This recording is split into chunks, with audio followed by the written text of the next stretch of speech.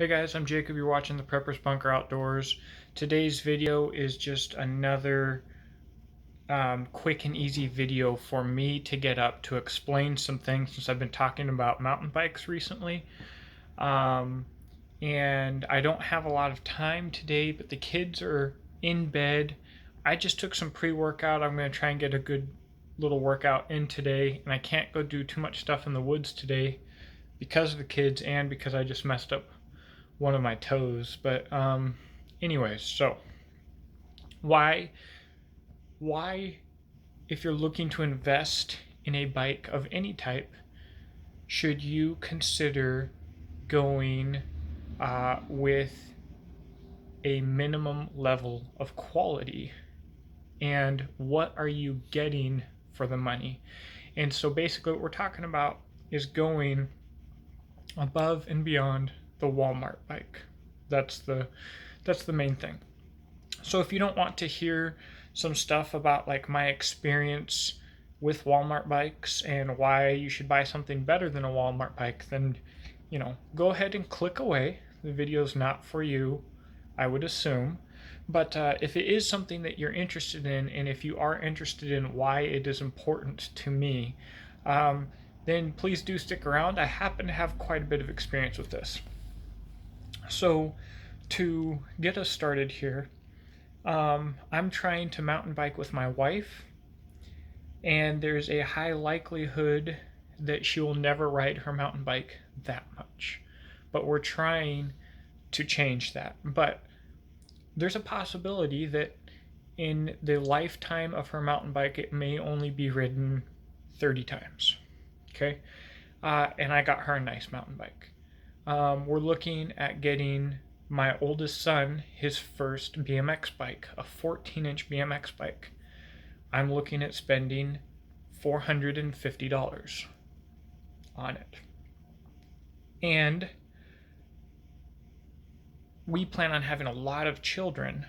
Okay, so every bike that I get will be of a minimal level of quality because it might go through 5 kids. So why is it so important to me? I'm not wealthy. Okay? Just like the rest of, the vast majority of my viewers, I'm just a normal guy, probably lower on the tax bracket than most of my viewers. I don't drink, I don't smoke, and I prioritize, when it comes to bikes, I prioritize quality fairly highly. So a little bit of my backstory: I grew up on Walmart or Walmart Plus grade bikes like almost everybody did. I've never been good at riding bikes. I think that's important to note, is that I'm not talking to you as a professional. I'm not talking to you as a guy who's clearing triples and doing backflips and stuff like that. I'm not a highly skilled rider. In a competitive degree. Now, if you took every person in my city and we all mountain biked or BMX'd over some obstacles, I'd probably be in the top 1 or 2%, right? But my skill level's nowhere close to professional or even competitive. So, growing up on these Walmart bikes, a lot of my friends had Haro and stuff like that. And a lot of my friends had Walmart bikes, and I was constantly fixing and breaking bikes. Constantly. I got really good at fixing them. The unsealed bearings need to be re-greased. They're always loosening up. Your wheel gets all messed up. They need to be tightened. The brakes are always coming out of alignment. One of the most irritating things to me growing up as a kid was the cheap goosenecks. The part that holds the handlebars on would never get tight enough and would strip out on the cheap bars that didn't have enough knurling, so your bars would always flap forward or flap back. Broken pedals, bikes creaking, bikes wearing out constantly. And so, although I was never good, I really liked doing wheelies. I really liked doing little jumps. I really liked doing drops, and I might catch 5 or 6 feet of air, whether it be off a drop or at a skate park or whatever, and I might land it flat. And I realized that I was breaking more stuff than it was worth, than the money I was saving by having a cheap bike that was given to me by my parents, of course. We're talking about me as a little kid. And the enjoyment that I had from riding was I wasn't getting the value out of my rides because I was constantly fixing something. Not only that, a lot of my friends who didn't ride, hated riding because they had a crappy bike. So I helped a lot of my friends fix their bikes up, and they'd come ride with me, but then I'd be constantly fixing their bikes, and they're like, man, I want a nicer bike. Okay. I think Walmart bikes have been so bad for so long that most people's experiences on a bicycle are only on a crappy bike, and they never get the enjoyment out of it that they potentially could. So I place a really high value on the quality of a bicycle because if you spend $200 on a bike and you hate it, or it's constantly a pain in your butt and you don't ride it, you stop riding it. Most people don't ride their bikes. You didn't save $500 from buying a good bike. You wasted $200. And what's so sad, the way that you get rich, really, really, really rich, is you make a cheap product that makes poor people or peasants feel like they're rich, feel like they have some class, right? And then they spend all of their money trying to look like they have money. And you get wealthy off of it. You get actually wealthy, right? And so these cheap bikes, everybody thinks they need to have a bike. Everybody goes out and buys these bikes. They waste $200. Wasting $200 is for someone wealthy. Now, and that goes for all tools, guys. Now, so I said wasting $500. I think the entry level for a new mountain bike is probably about $700, somewhere around there. Now, with that being said, you can buy a used bike. But if you don't know enough about mountain bikes, if you don't have a mountain bike and you're getting your first mountain bike, you don't know enough about mountain bikes to know most likely what a good deal is and how to fix or maintain a mountain bike. It's probably best to buy to buy new, excuse me. But I see people getting $1,500 bikes for like $250 all the time. I don't see those deals on Craigslist very often. I don't see those deals on Facebook Marketplace, but they do exist. I see that they exist. There's no question that's the best way to go. But still, if you get a $250 mountain bike that's halfway used up, jacked up, needs all kinds of help, and you don't know how to do that, and it still just sits there in your garage, it's still a waste of $250. So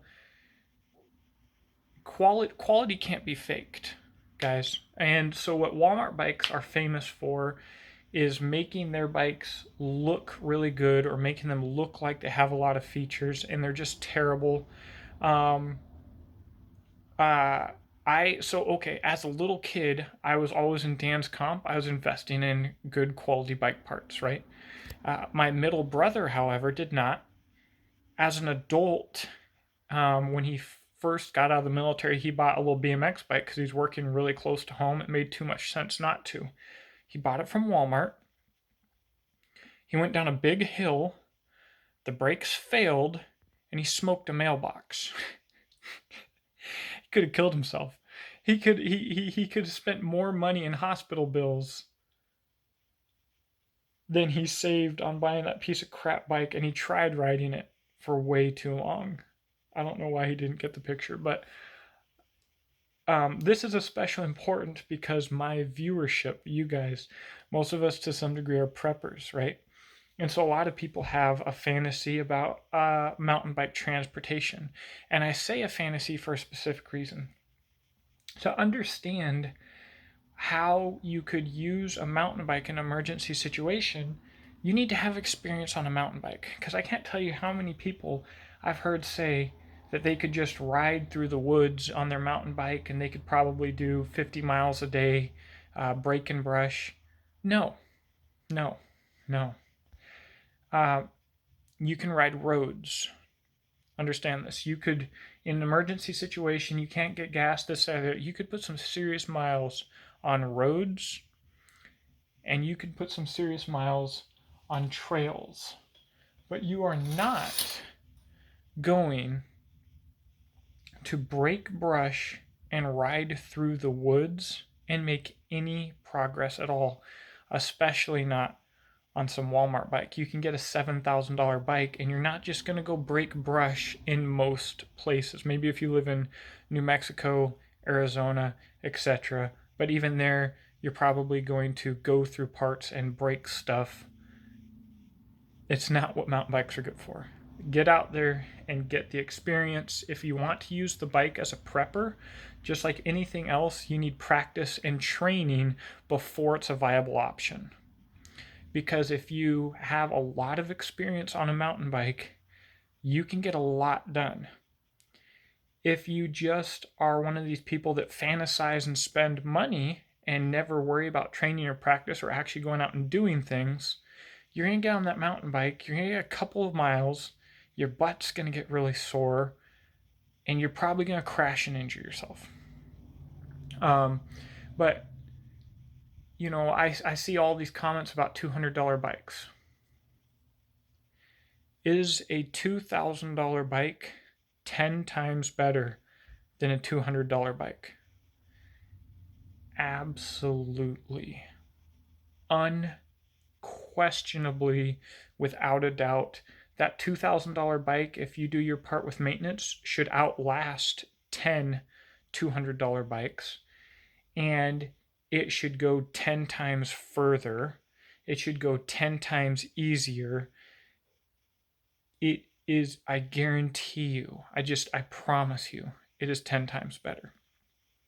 So, and then I'm going to be talking about American-made bikes. There's a value in investing in your neighbor. Okay, so would I spend an extra $500 to buy an American-made bike than I would an imported bike? Absolutely, no question. Easy. Not supporting slave labor, not supporting communist China. All these people, you know, what's funny is like Zulu Foxtrot, this brand, their whole brand is based on killing commies and stuff like that.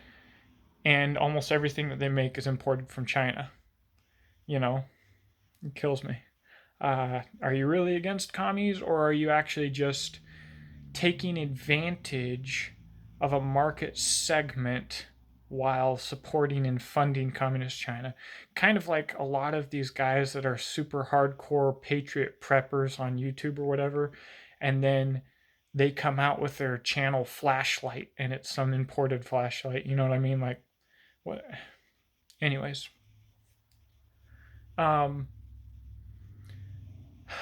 Trying to, but here's the thing is, you could be watching this video and at this point and still not get it if you haven't ridden bikes, in which case you're probably not still watching. But I might not be able to explain to you like where that value comes from if you've never put mileage on a bike. Like, you've go out and rent a bike. You can go to a lot of bike parks and they'll have bike rentals, and they'll have like a Santa Cruz or something that you can rent, and go out and rent a bike, or put up a local ad saying, hey, I'd like to meet someone at the trail. I'll rent your bike. I'll pay you for it. I just want to try out a good bike. And then go ride a Walmart bike. You can ride it in Walmart and realize the difference in value for a short period of time. You know, I can't tell you how many people I know who've got these Walmart bikes and they just sit and they're horrible. But the flip side of this, guys, I'm not judging you if you have a Walmart bike. Get out there and ride it and fix it up and learn how to tune it and ride it. And chances are you will learn the value of a premium quality bike. Put 1,000 miles on the thing. More power to you. Wear out sets of tires on it. More power to you. Honestly. And if you never upgrade, that's fine too, because the person out there on a Walmart bike who's put 1,000 miles on it in a prepper scenario is going to be better off than the person with a $6,000 bike who's basically never ridden it. But guys, in the case of bikes for a prepper, it's just like fighting. It's just like firearms. Mindset, tactics, skills, gear. Okay? And if your mindset and your tactics and your skills are right, you've earned that through experience. And then you know the value of quality, so the gear will follow, right? But you've got to earn that.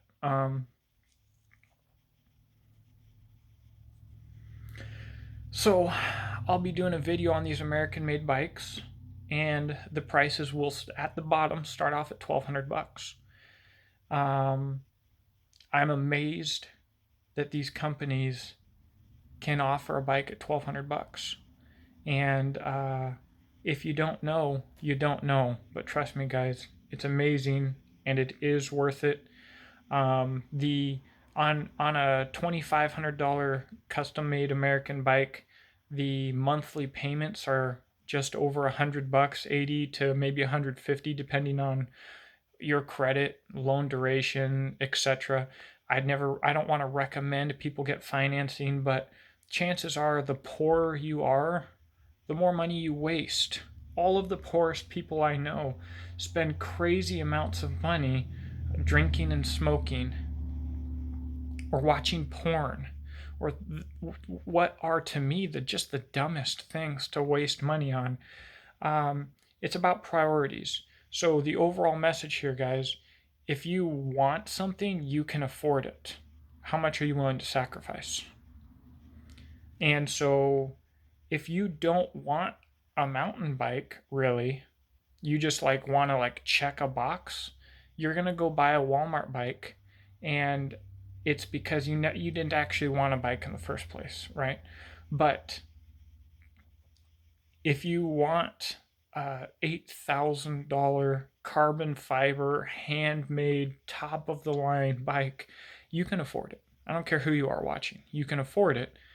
Are you willing to prioritize it?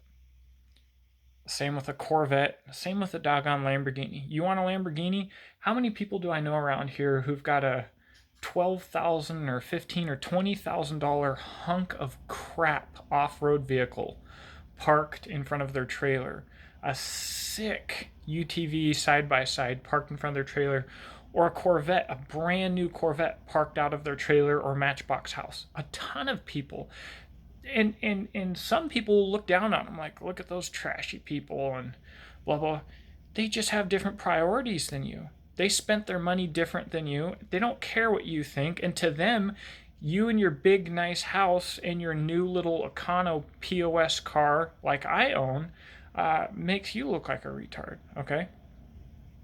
It all just comes down to prioritization. But I want to do this American series on American bikes. They're more expensive, but I also want to find, if I can, what the best values out there are, and to see what we can do with a $500, $600, $700, $800 bike. And there are $400 mountain bikes from Walmart that might be worth it. Maybe I could even pick one up through Patreon or something else if people were really that interested, and find out how worth it could be. But they've got some 1x7 like Mongoose and similar modern looking mountain bikes at Walmart now. Maybe they are worth it at that rate. I don't know. But anyways, guys, I'm telling you, if you're looking to seriously use a mountain bike, it's a tool, not a toy, because you're putting mileage on it, right? And if you're using it as a toy, you're using it in some austere environments, and the quality will quickly be apparent and quickly be worth it. So that's all I've got. Thank you for watching. Have a blessed day. Check out my description box below to see how you can support this channel, and I will talk to you later.